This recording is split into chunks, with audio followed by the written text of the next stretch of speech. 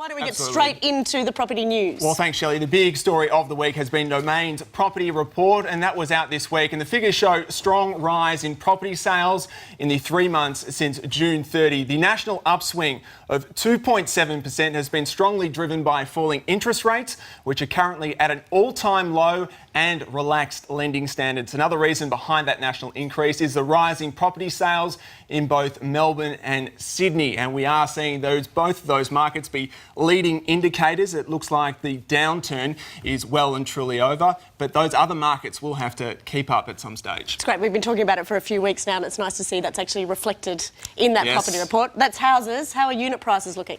Also pretty good. We've seen another sign that the property market is bouncing back, and those unit prices across the country are up around 1.8% since June. So that's some good numbers there as well. So some confidence coming back into the market. Yeah, it sounds good. And we'll talk about that later, of course, with Alice Stoltz when she is here from Domain, and assess how each state has also fared over the past quarter. Now, we've also got another little interesting story on the way, Shelley. We're talking about Airbnb. They are great for boosting incomes from property investments, but in northern New South Wales, these types of sites are under the spotlight. 12 councils have joined with Southern Cross University to look at whether Airbnb and the like are pushing long-term residents out of rentals. A similar study in the Byron Bay Shire found 100 residents have been forced out of rental property so owners could list them on short-term stays. In that shire alone, visitors outnumber residents by 70 to 1, which is that all?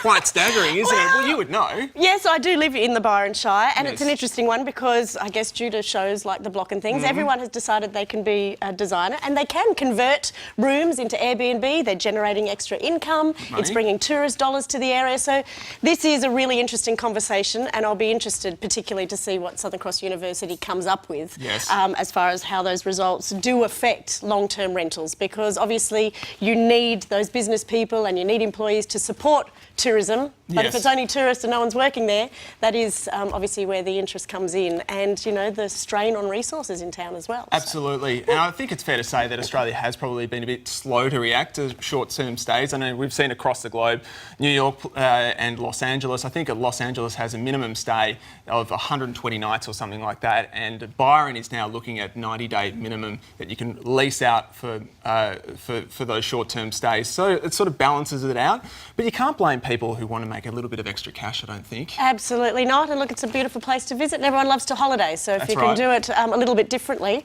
So we're going to throw it out to you. We have a poll for you. We'd love to hear your thoughts on this. So the question is, are short-term stays pushing out long-term tenants? Please have your say. Go to facebook.com/domain.com.au and we'll have those results a little later in the show. So this is obviously a topic that we could talk about forever, but we also love auction numbers. And I tell you what, big numbers around the country today. Huge numbers. We actually have a Super Saturday for the first time in Melbourne at least, and there are 13,064... 13,000?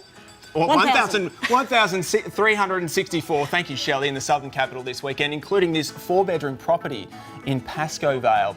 A strong clearance rate in Sydney last weekend sees those numbers come through with about 631 auctions in the Harbour City. And at 2:30 p.m. today, this 6-bedroom home goes under the hammer.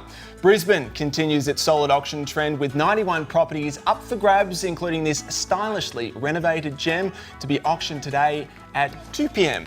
In Adelaide, there are 83 auctions, and if you're in Oakden, you might want to swing by to see if this 4-bedroom, 2-bath property goes under the hammer. And finally, in Perth, 29 auctions. And how about this 4-bedroom beauty in Forestville? That will be auctioned tomorrow at 11 a.m.